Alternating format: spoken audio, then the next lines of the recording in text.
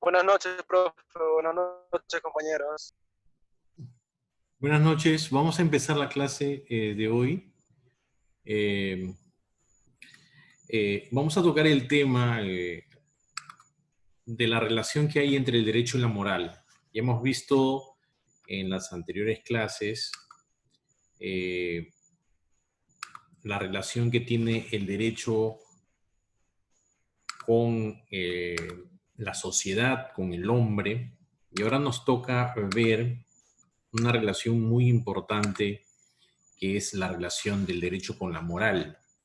En la clase pasada, no sé si recuerdan, hemos visto que dentro de la sociedad, en toda sociedad existen dos órdenes fundamentales, dos sistemas fundamentales para que la sociedad no caiga en zozobra, ¿no? Una de ellas es el orden moral y otro es el orden jurídico. O sea, una sociedad,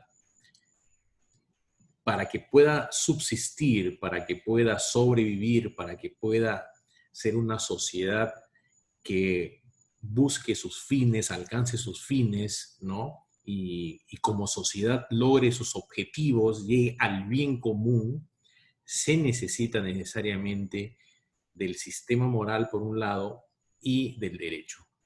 Entonces, ¿cuál es la relación que hay? Este es un tema importantísimo, un tema de filosofía jurídica, la relación que existe entre el derecho y la moral. O sea, ¿cuál es la relación que hay? Para ciertas corrientes positivistas, no habría una relación entre el derecho y la moral, ¿no? Para otras, o sea, hay unas tesis just positivistas excluyentes. O sea, el derecho no tiene nada que ver con la moral. Y hay otras teorías que son incluyentes, en donde se dice que sí, efectivamente, el derecho tiene relación con la moral.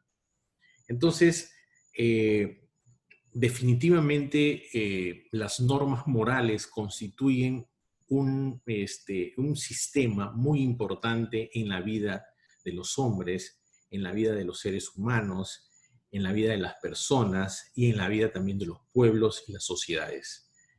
Entonces, hay una teoría que está en la diapositiva, dice la teoría del mínimo ético. ¿Qué significa esta teoría? Esta teoría significa que el derecho representa el mínimo de moral necesario para que la sociedad pueda sobrevivir. Es decir, la idea es que se debe dotar a ciertas normas morales, ¿no?, de fuerza jurídica, de respaldo jurídico, porque las normas morales usualmente son violables. Y las normas morales hemos visto que, de alguna manera son incoercibles, ¿no? Son normas que las sanciones que tiene la moral, cuando se viola una norma moral, es difícil que se utilice la fuerza, ¿no? O sea, es imposible utilizar la fuerza. Usualmente, cuando las personas cometemos alguna inmoralidad, probablemente en las noches nuestra conciencia no nos deje dormir, ¿no? En el peor de los casos, ¿no? Pero las normas morales juegan un papel importante en la vida de la sociedad, y como estas normas, se dice, se violan constantemente, se necesita, para que la sociedad no caiga en desorden, no sea caótico, no zozobre, se necesita dotar a ciertas normas morales que son incoercibles, dotarles de fuerza. Es decir, hacer que las normas morales se conviertan en normas jurídicas, porque las normas jurídicas ya son normas impuestas por el Estado y tienen el respaldo de la fuerza del Estado en caso de incumplimiento. Entonces, en esta teoría del mínimo ético, la primera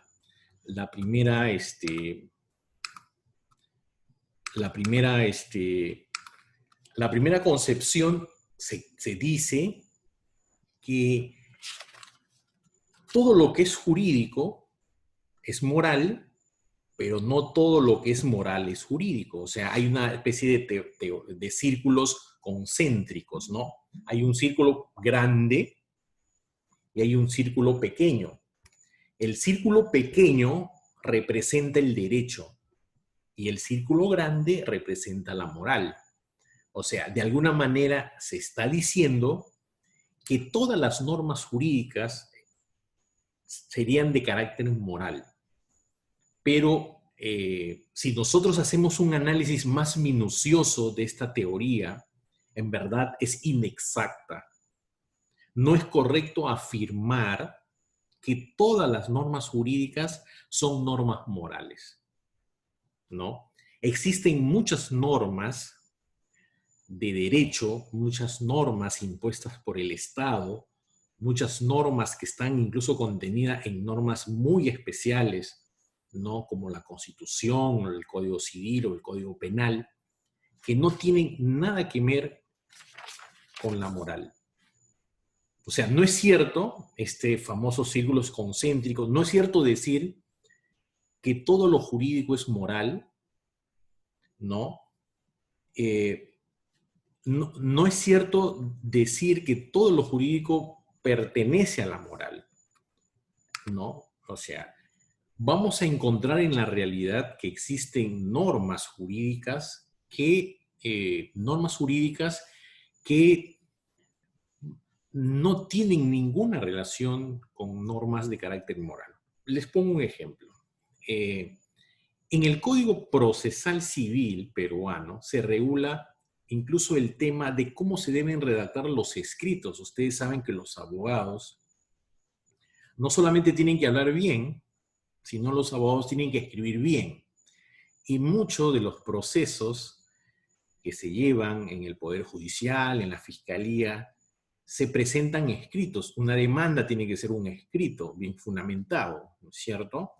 Entonces, la forma o el modo como se debe redactar un escrito de demanda, un recurso, por ejemplo, de apelación, un recurso de reconsideración, están establecidas en el código, que tienen que tener determinado espacio, determinados, en cuanto al ancho, el tipo de letra. Todo eso son reglas que están en el Código Procesal Civil. Y la pregunta que nos hacemos, y que se han hecho muchos, es que la pregunta es, ¿son reglas morales estas técnicas de cómo se debe redactar un escrito? ¿No? O, por ejemplo, cuestiones que para nosotros son inmorales incluso, o amorales, inmorales, tampoco están regulados por el derecho. O sea, no todas las cuestiones morales son reguladas por el derecho, ni todo lo que es derecho es moral o tiene que ver con la moral, ¿no? Entonces, ya no podemos hablar de círculos concéntricos, sino de círculos secantes, ¿no? Dos círculos que se entrecortan, ¿no? Y uno de los círculos representa el derecho y otro de los círculos representa la moral. Y hay una parte de esos dos círculos que se unen, ¿no? Entonces, esa sería la teoría del mínimo. Esas normas que se cortan, efectivamente existen muchas normas de carácter moral que son normas jurídicas, es decir, normas morales que tienen el respaldo de la fuerza. Es decir, que en caso de que se incumpla esta norma moral, el infractor, el que viola esta norma moral va a ser sancionado o debería ser sancionado por el Estado. Les pongo un ejemplo. En el tema de las relaciones familiares, ¿no? Por ejemplo, en un matrimonio, hay varias obligaciones que tienen los cónyuges, ¿no? O sea, marido, mujer tienen obligaciones. Una de las obligaciones que está regulado y que es causal de divorcio en caso de infracción o incumplimiento es el tema de la fidelidad, ¿no? Es decir, una pareja, o sea, uno de los cónyuges, si es infiel, el otro, el ofendido, podría iniciar una acción para separarse y luego divorciarse, ¿no? Se dan cuenta que esa cuestión de carácter moral, que es la fidelidad que se debe tener, el compromiso que se tiene cuando dos personas contraen matrimonio, es un tema de carácter moral, pero tiene respaldo de la fuerza en caso de incumplimiento. En las mismas relaciones familiares existe la obligación natural y moral de alimentar y cuidar de nuestros hijos. Eso es una cuestión del derecho natural y además moral. O sea, los padres tenemos la obligación de cuidar, de proteger, de alimentar a nuestros hijos. Esa norma, esa regla de carácter moral también está en el Código Civil, en las relaciones de familia. Es decir, si un padre o una madre no da alimentos a sus hijos, pueden ser demandados, pueden ser obligados, ¿no?, a dar alimentos, a prestar alimentos, ¿no? Se ven muchos juicios de alimento en la realidad. Y ahí nos damos cuenta de que se trata de una norma de carácter moral que ha sido, de alguna manera, le han dotado de fuerza jurídica.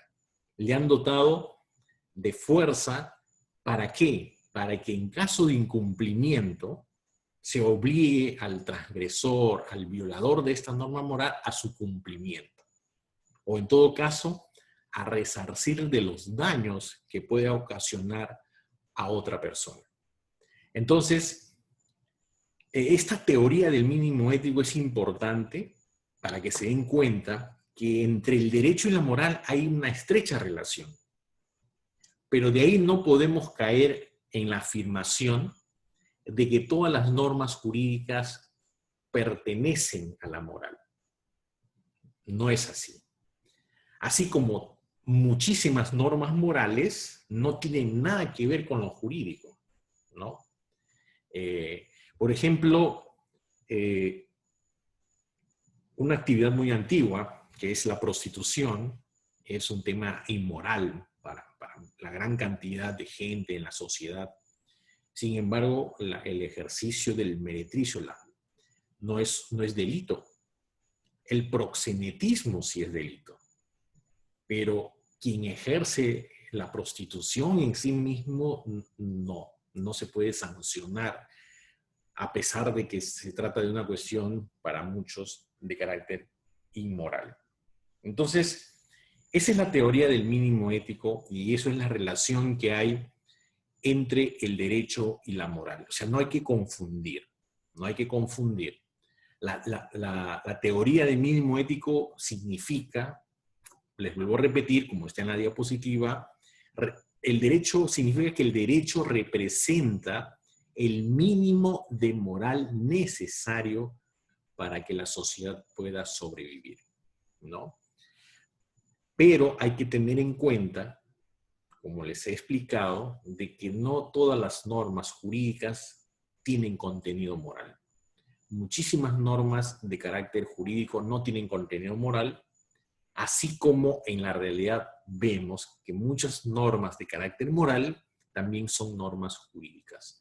Normas dotadas de fuerza, normas morales que han sido juridizadas, o sea, normas que han sido tomadas por el Estado porque representan cuestiones importantes para el buen desarrollo de la sociedad, para que la sociedad pueda sobrevivir, para que la sociedad pueda tener armonía y se pueda lograr el bien común.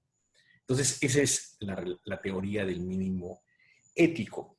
Ahora vamos a tocar otro tema, que es el tema del cumplimiento de las reglas sociales, ¿no?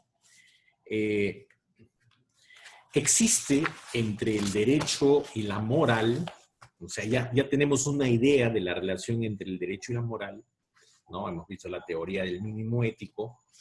Entonces ahora vamos a ver cómo se cumplen estas reglas y cuál es la distinción entre las normas morales y las normas jurídicas o las normas de derecho, ¿no? La distinción básica y que ustedes deben tener en cuenta y que no se deben olvidar es que la norma moral es incoercible, a diferencia de la norma jurídica, de la norma de derecho, que es coercible. Es decir, que la norma moral, cuando se incumple, no se puede utilizar la fuerza, no se podría utilizar la fuerza para su cumplimiento. Como les decía en el ejemplo, ¿no? Hay mucha gente que a veces rompe alguna regla moral y es muy probable, eso creo que le pasó a muchos, es muy probable que en la noche su conciencia no le deje dormir. Si es que tiene conciencia, ¿no es cierto? Entonces, esa es la característica, la principal característica de la moral, que es incoercible, ¿no? En cambio, el derecho siempre es coercible, ¿no?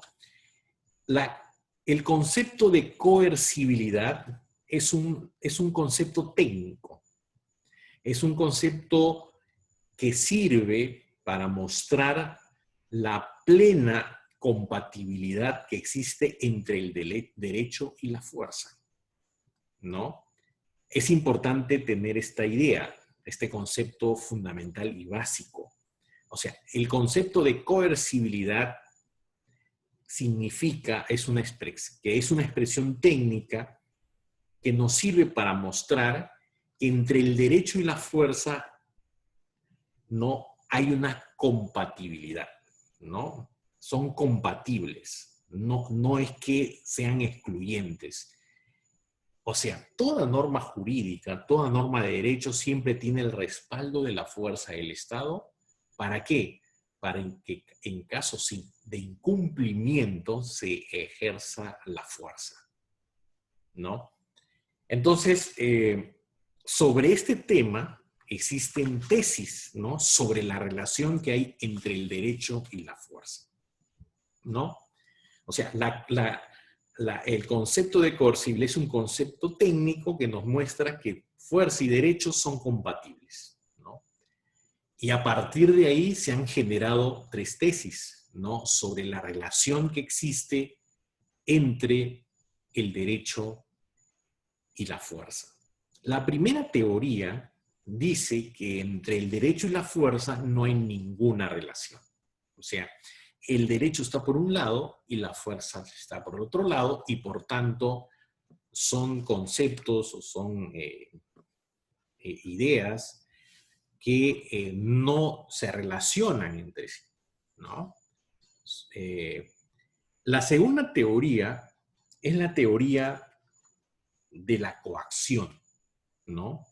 La teoría de la coacción es una teoría que nace de Kelsen. Kelsen es un filósofo del derecho muy importante. Ustedes van a escuchar siempre hablar de este autor. Kelsen es autor de muchos libros, pero el libro que lo hizo famoso se llama Teoría Pura del Derecho, ¿no? Un libro que lo escribió en los años 30 y que tuvo una segunda edición en los años 60. Entonces, Kelsen sostiene que el derecho, o sea, que la coacción, perdón, significa que podamos usar la fuerza en caso de que una norma moral sea incumplida, ¿no? O sea, el derecho es una expresión efectiva de la fuerza, ¿no? El derecho es sinónimo de fuerza. Lo que dice Kelsen es que, o al menos la teoría de la coacción, es que en el derecho siempre va a estar presente de manera efectiva la fuerza, ¿no? Esta teoría, sin embargo, no es cierta o no es del todo cierta, porque muchas normas jurídicas, muchas normas de derecho, se cumplen de manera espontánea. O sea, no es cierto que para que se cumpla una norma jurídica se necesita la presencia de la fuerza. Los contratos que se celebran a millones, millones y centenares que se dan todos los días, por ejemplo en Iquitos, se cumplen de manera espontánea. Los negocios jurídicos que se llaman los contratos. Por ejemplo, un contrato que se cumple a cabalidad todos los días en Iquitos es el contrato de transporte. Cuando una persona toma un motocar para transportarse y desplazarse de un lugar de la ciudad a otro lugar de la ciudad, ese es un contrato oral, verbal, simple, ¿no? Donde hay una necesidad de un servicio de transporte y uno que está prestando el servicio, que es el motocarrista.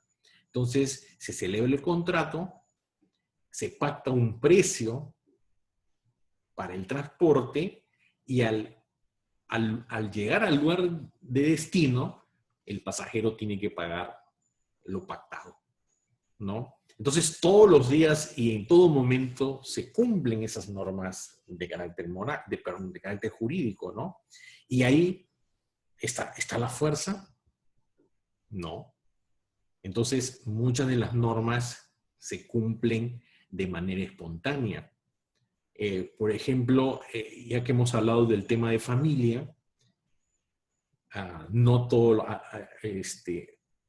casi la mayoría, por no decir casi el 95%, casi todos los padres cuidan de sus hijos, dan alimentos a sus hijos, y eso es una norma moral, pero también jurídica, que se cumple de manera espontánea. No se necesita la fuerza para que un padre o una madre cuide y dé alimentos a sus hijos, ¿no?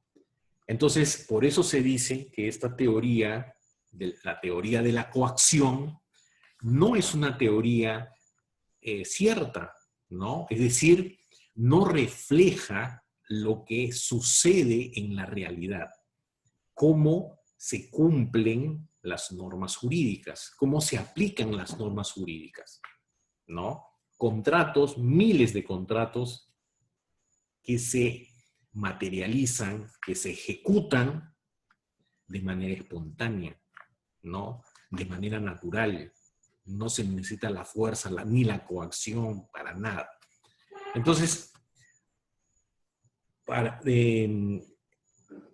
superando esta teoría de la coacción aparece una tercera teoría, que es la teoría de la coercibilidad, ¿no? Esta teoría de la coercibilidad va a tratar de reflejar lo que sí acontece en la realidad, ¿no? Lo que dice esta teoría es que la fuerza en el derecho solo está presente de manera potencial. O sea, en verdad, todas las normas tienen el respaldo de la fuerza del Estado, no hay que olvidar eso. O sea, todas las normas jurídicas, o la mayoría de normas jurídicas, son normas que detrás de ella está la fuerza del Estado para que en caso de incumplimiento, ¿no?, se obligue a una persona a cumplir una obligación, ¿no?, o cumplir un mandato, ¿no? Entonces, en la teoría de la coercibilidad, la fuerza del derecho solo está de manera potencial y no en acto, o sea, no está presente como en la coacción, sino está de manera potencial.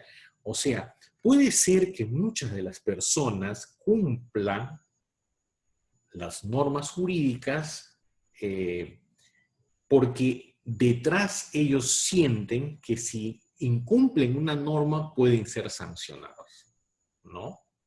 Les voy a poner un ejemplo en el tema de la teoría de la coercibilidad y le voy a poner otro ejemplo de la ciudad de Iquitos y justo del tema de transporte. Para manejar una moto, un vehículo menor, el reglamento de tránsito, ¿no?, señala, no es un reglamento de la municipalidad, sino es un reglamento que se aplica en toda la República. Se tiene que usar el casco de seguridad. Mucha gente cumple, se pone un casco de seguridad, a veces mal, o usan mal los cascos. ¿Para qué? Simplemente pensando en que no quieren recibir una multa o no quieren pagar una multa, ¿no? Entonces, se dan cuenta, hacen esta relación entre incumplimiento y sanción. Incumplo una norma y soy sancionado, ¿no? Incumplo la norma y soy sancionado. Sin embargo, otros simplemente utilizan el casco por una cuestión de seguridad y no pensando tanto en esta fuerza, en esta sanción que podrían recibir en caso de que la policía los detenga, ¿no? Entonces, ahí se dan cuenta que es una forma de cumplir de manera espontánea las normas. O sea, gente que lo hace conscientemente pensando en que yo me pongo el casco, estoy obligado, simplemente lo hago porque no quiero ser sancionado, y otros lo hacen por una cuestión de seguridad, ¿no? Los que hacen, los que cumplen esta norma por una cuestión de seguridad, ahí ellos están cumpliendo esa norma jurídica de manera espontánea, ¿no? De manera espontánea. El incumplimiento de esa norma significa que te van a sancionar, que vas a recibir una multa, etcétera, etcétera. ¿Se dan cuenta? Entonces, en la teoría de la coercibilidad, la fuerza en el derecho solo está presente de manera potencial. O sea, se va a efectivizar, es decir, el derecho, la fuerza va a aparecer en el derecho cuando se incumple la norma jurídica. No hay que olvidar, a propósito, lo que siempre les he venido diciendo y les digo a mis alumnos, que una de las características de las normas, y eso hemos visto en la relación que hay entre el derecho y la naturaleza, es que el derecho, en el mundo de la cultura, las normas se rigen por el principio de imputación, y una de las características de este principio, o sea, que pertenece al mundo del deber ser, es que muchas veces el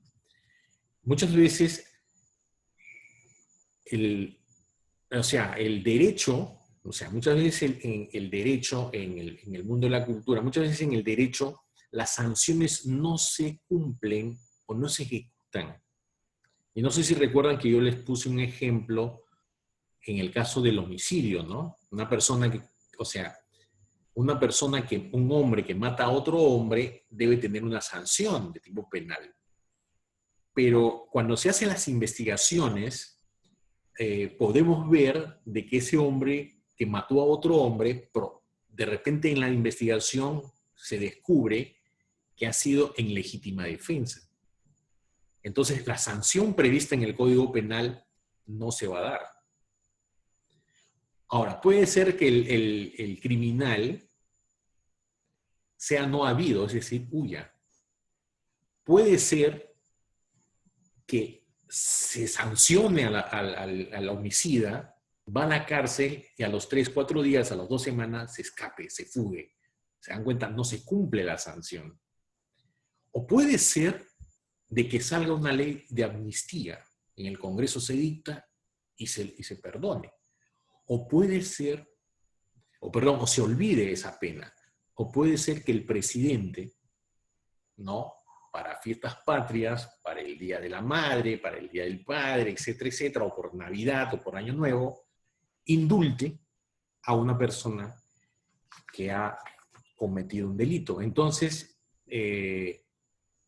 esta persona que ha cometido el delito simplemente no ha cumplido o no cumpliría su sanción. Entonces, una de las características del derecho, de la norma jurídica, es que es violable. O sea, las normas de derecho son violables. Sin embargo, no por eso dejan de ser norma, no por eso dejan de ser obligatorias, y no por eso en su momento el Estado no pueda sancionar a los infractores o a los que cometen ilícitos, ¿no?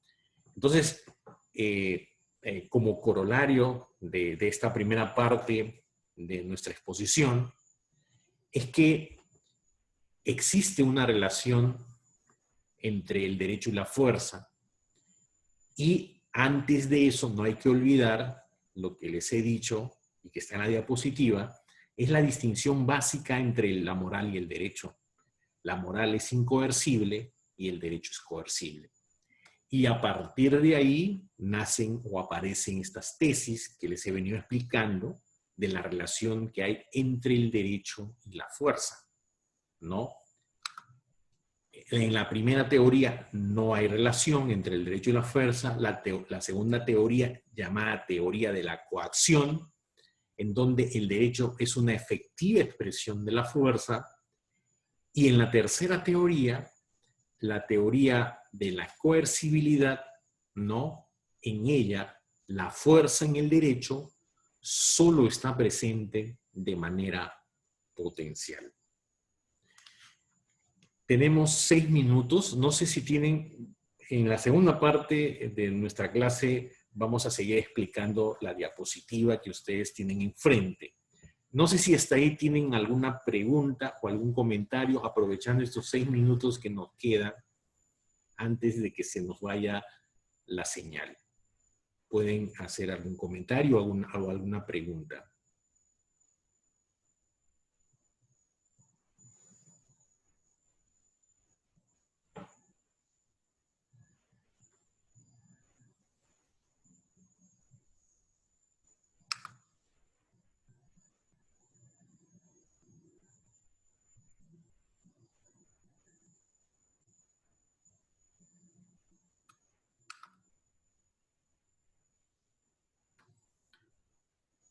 Bien, si no hay preguntas, entonces lo dejamos ahí. Nos encontramos dentro de unos minutos para seguir con la clase de hoy.